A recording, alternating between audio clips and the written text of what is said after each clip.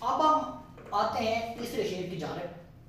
तीसरा शेर है, महरम भी है ऐसा ही जैसा कि ना महरम। महरम भी है ऐसा ही जैसा कि ना महरम, कुछ कह न सका जिस पर यहाँ भेद खुला तेरा। इसके अगर मुश्किल अल्फाज की बात करें तो इसमें महरम लफ्ज़ मुश्किल है। महरम का मतलब होता है वाकिफ, जानने वाला। दूसरा लफ्ज़ है ना महरम। ना महरम लफ्ज़ महरम का अपोजिट मुतज़ाद है, इसका मतलब होता है ना वाकिफ या ना जानने वाला। फिर और इसमें एक मुश्किल लफ्ज़ जो है वो है भेद, और भेद का मतलब होता है राज। भेद का क्या मतलब है? राज। इसका सीधा सीधा मफहूम है कि महरम भी ना महरम जैसा है, यानी कि जिस तरीके से ना महरम कुछ नहीं जानता, वैसे ही महरम को अगर पता भी है तब भी वो यूं समझे ना महरम जैसा है, उसे भी कुछ मालूम नहीं। कुछ कह ना सका जिस पर यहाँ भेद खुला तेरा, यानी कि जिसको अल्लाह ताला की ज़ात का इरफान हो गया है वो भी कुछ कहने से कासिर है। ये है इसका मफहूम। अब आ जाते हैं इसकी सीधी सीधी तशरीह की जानिब। तो इसमें इस शेर की तशरीह थोड़ी सी उस हिसाब से लंबी है, क्योंकि ये बहुत गहराई में गया शेर है। इसकी तशरीह में आप कह सकते हैं कि हाल ही इस शेर में कह रहे हैं कि ए अल्लाह करीम, तेरी ज़ात के बारे में जानने वाले और ना जानने वाले सारे के सारे बराबर हैं, क्योंकि तेरी ज़ात के राज आज तक ना कोई जान सका और जानना भी उसके लिए मुश्किल है। जो तेरे बारे में जान गया या जिसे अल्लाह ताला की ज़ात का इरफान हासिल हो गया, वो भी कुछ कहने से कासिर है, क्योंकि अक्ल इस बात को समझ नहीं सकती। अक्ल के समझने के बस की ये बात नहीं है। वजह यह है कि अक्ल लिमिटेड है, अक्ल महदूद होती है, और ये मुमकिन ही नहीं कि लामहदूद महदूद में समा जाए। ये बिल्कुल एक गैर फितरी सी बात है। ये एक अलग ही मामलात हैं जो कुछ लोगों को या चंद लोगों को नसीब होते हैं। ये इस शेर की तशरीह थी। अब हम बढ़ते हैं इस नज़म के चौथे शेर की जानिब। चौथा शेर, जचता नहीं नजरों में यहाँ खिलत सुल्तानी, कमली में मगन अपनी रहता है गदा तेरा। ये जो लफ्ज़ यहाँ इस्तेमाल होता है, ये इसका मतलब है यहाँ। इस शेर के मुश्किल अल्फाज की अगर हम बात करें तो लफ्ज़ जचता है, इसके मानी है सजना, भाना, अच्छा लगना।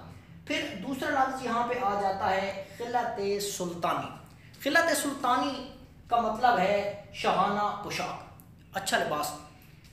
उसके बाद है कमली। कमली का मतलब होता है चादर। फिर है मगन रहना, मस्त रहना, मसरूफ़ रहना। और गदा, गदा गदाई करने वाला यानी कि फ़कीर। ये कुछ इसके मुश्किल अल्फाज थे। अब इसकी अगर तशरीह की जानिब आएँ तो इस शेर में मौलाना अल्ताफ़ हुसैन हाली ने क्या खूबसूरती से तमाम चीज़ों को पिरो दिया है। वो कहते हैं कि ए अल्लाह, तेरी खुशनुदी के तलबगार बंदे की नज़रों में शहाना पोशाक, अच्छे लिबास की कोई कदर, कोई वैल्यू, कोई वक़्त नहीं है, क्योंकि जो इंसान अल्लाह ताला से लौ लगा लेता है उससे दुनिया की किसी चीज़ से कोई वास्ता, कोई ताल्लुक़ नहीं रहता। वो तो बस अपनी मस्ती में ही मस्त रहता है। भूख, प्यास, फटे पुराने कपड़े, मुश्किल हालात, गर्ज के किसी चीज़ का उस पर कोई असर नहीं होता। उसे नमूद नुमाइश की बिल्कुल भी परवाह नहीं रहती।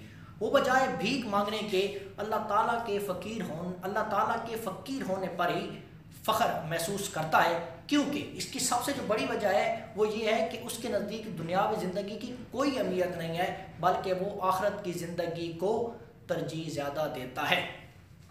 हमारा पांचवा शेर है, तू ही नज़र आता है हर शय पे मुहीत उनको, जो रंजो मुसीबत में करते हैं गिला तेरा। इसके मुश्किल अल्फाज देखते हैं। 3 मुश्किल अल्फाज हैं।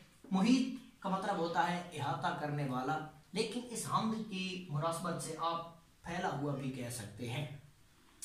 रंजो मुसीबत, इसका मतलब होता है दुख, दर्द, तकलीफ। तीसरा लफ्ज़ है गिला। गिला का मतलब होता है शिकवा या शिकायत। निज़ाम कायनात अल्लाह ताला का मरहून मिन्नत है। अल्लाह ताला की कुदरत के असर हर चीज़ में नज़र आते हैं। शायर भी यहाँ कुछ उन लोगों की बात कर रहा है। वो कह रहा है कि ऐसे लोग जो मुसीबत जिन पर आती है तकलीफ में मुब्तला होते हैं, कि कोई दुख उनके गले पड़ जाता है, तो वो क्या करते हैं कि वो अल्लाह ताला का गिला करना शुरू कर देते हैं। लेकिन हकीकत क्या है कि जब वो किसी मुसीबत और रंज में मुब्तला होते हैं तो फिर मदद भी अल्लाह ताला ही से मांगते हैं। यानी कुल कायनात में जब भी उनकी किसी मददगार की तरफ नजर जाती है, किसी मसीहा को देखते हैं, तब भी वो क्या करते हैं, मदद अल्लाह ताला ही से मांगते हैं।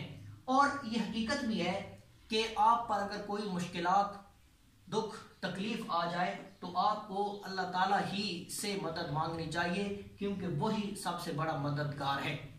इस शेर की तशरीह इतनी है। अब आ जाते हैं छठे शेर की जानिब। छठा शेर है, आफाक में फैलेगी कब तक ना महक तेरी, घर घर लिए फिरती है पैगाम सबा तेरा। मुश्किल लफ्ज इसमें है आफाक। आफाक उफक की जमा या आसमान के किनारे। ये जो छतरी की तरह आसमान होता है, इसके जो साइडें हैं, किनारे, ये उफक कहलाती हैं। लेकिन इस शेर की मुनासबत से आप उफक की, आफाक या उफक का मतलब दुनिया ले सकते हैं। उसके बाद दूसरा है महक। महक यानी खुशबू।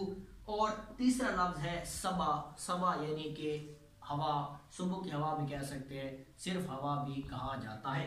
इस शेर की तशरीह में हाली फरमाते हैं कि ए रब्बे करीम, ये कैसे मुमकिन है कि दुनिया में तेरी वहदानियत का इजहार ना हो, क्योंकि ये फरीजा तो सुबह की हवा घर घर पहुंचाकर फरीजा सर अंजाम दे रही है। यानी कि अल्लाह ताला के चाहने वाले अल्लाह ताला की वहदानियत का पैगाम घर घर पहुंचा रहे हैं, और ये सिलसिला ता क़यामत जारी रहेगा। इस शेर की तशरीह, ये बिल्कुल आसान सा शेर है। इस शेर की अगर आप इतनी तशरीह कर लें, इतनी ही तशरीह काफ़ी है। अब हम आएंगे इस नज़म के आखिरी शेर यानी 7वें शेर की तरफ। जी, तो आखिरी शेर, हर बोल तेरा दिल से टकरा के गुजरता है, कुछ रंगे बयां हाली है सबसे जुदा तेरा। बोल का मतलब होता है बात। उसके बाद रंगे बयां, बात करने का अंदाज। और तीसरा लफ्ज है जुदा, अलग, अनोखा, निराला। ये इसके मुश्किल अल्फाज के मायने। इस आखिरी शेर या को आप मक्ता भी कह सकते हैं। इसमें शायर, चूंकि हमने पढ़ा है कि हाली जो है उनकी शायरी इतनी पुरअसर है कि उनके तमाम अशार दिलों पर अनमिट नकूश छोड़ के जाते हैं। तो हाली भी अपने फन की कुछ तारीफ करते हुए कहते हैं, खुद अपने आप से मुखातिब होकर कहते हैं कि हाली यानी अपना जिक्र करते हैं कि तू इतना प्यारा लिखता है, इतना खूबसूरत लिखता है, तेरा रंगे बयां यानी तेरा बयान करने का अंदाज इतना खूबसूरत है कि तेरी हर बात या हर दुआ चूंकि दिल से निकलती है, इसलिए दिल पर असर करती है। यानी कि दिल से टकरा के गुजरती है, दिल पर असर करके गुजरती है। तू बहुत खूबसूरत लिखता है, अपनी इस काविश को जारी रख। बस इतनी सी अगर आप इसकी तशरीह कर लें तो इतनी सी इसकी तशरीह काफ़ी है। बहरहाल इसका आखिरी शेर का जो है ना, ये लुब्बे लुबाब यही है कि इसमें हाली अपने रंगे बयान की यानी अपने जो असलूब है उसका लिखने का, उसकी तारीफ़ करते हैं। इसकी इतनी तारीफ़ काफ़ी। अब हम आएंगे इसकी मशक की जानिब, कुछ सवालात कर लेते हैं या कोई और जो मुश्किल चीज़ें पड़ी हैं वो कर लेते हैं। बहरहाल हमारी जो 7 अशार की तशरीह है ये हमारी कंप्लीट हो गई है। इस नज़म में 5-6 मुख्तसर सवालात हैं, मैंने यहाँ पे लिख दिए हैं और साथ में उनके जवाब भी लिख दिए हैं। अब ये सवाल और जवाब क्यों लिखे हैं इसका मैं भी आपको बताता हूँ। सवाल नंबर 1 है कि कौन सा बंदा हमद सरा है। इसका जवाब आप लिखेंगे नाफरमान बंदा हमद सरा है। अब जवाब पूरा लिखना है, जवाब को अधूरा नहीं लिखना। पूरे का मतलब ये है कि सवाल होता है कि कौन सा बंदा हमद सरा है।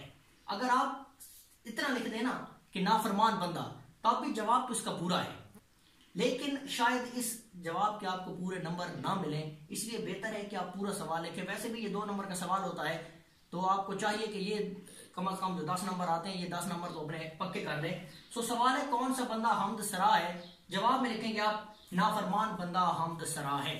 दूसरा सवाल है कि किसका हक सबसे मुकद्दम है। जवाब आप लिख सकते हैं अल्लाह ताला का।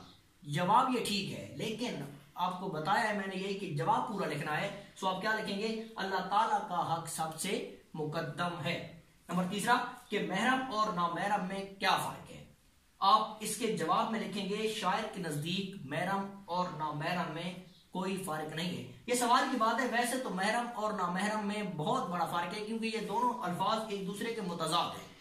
तशरीह में आपको बताया है कि महरम का मतलब होता है वाकिफ, आशना, जानने वाला। ना महरम का मतलब होता है ना वाकिफ, ना आशना या कुछ ना जानने वाला।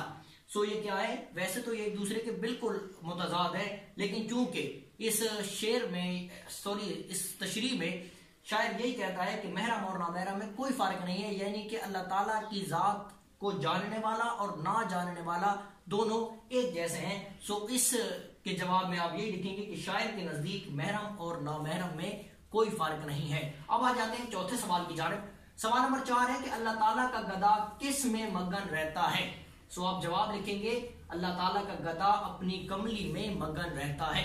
सवाल नंबर 5, बाद सबा घर घर क्या लिए फिरती है। इसका जवाब आप पूरा जवाब देंगे कि बाद सबा घर घर अल्लाह ताला की वहदानियत, मौजूदगी और खालिक और राज़िक होने का पैगाम लिए फिरती है। हालांकि अगर आप इसका ये जवाब लिखें, सवाल है कि बाद सबा घर घर क्या लिए फिरती है, आप जवाब में लिख दें पैगाम, तो ये शेर के मुताबिक तो ये ठीक है, लेकिन आपने पूरा जवाब लिखना है कि बाद सबा घर घर अल्लाह ताला की वहदानियत, मौजूदगी और खालिक और राज़िक होने का पैगाम लिए फिरती है। आज का हमारा लेक्चर इतना ही था। इंशाअल्लाह अगला जो हमारा लेक्चर होगा उसमें हम नात के अशार की तशरीह करेंगे। अल्लाह हाफ़िज़।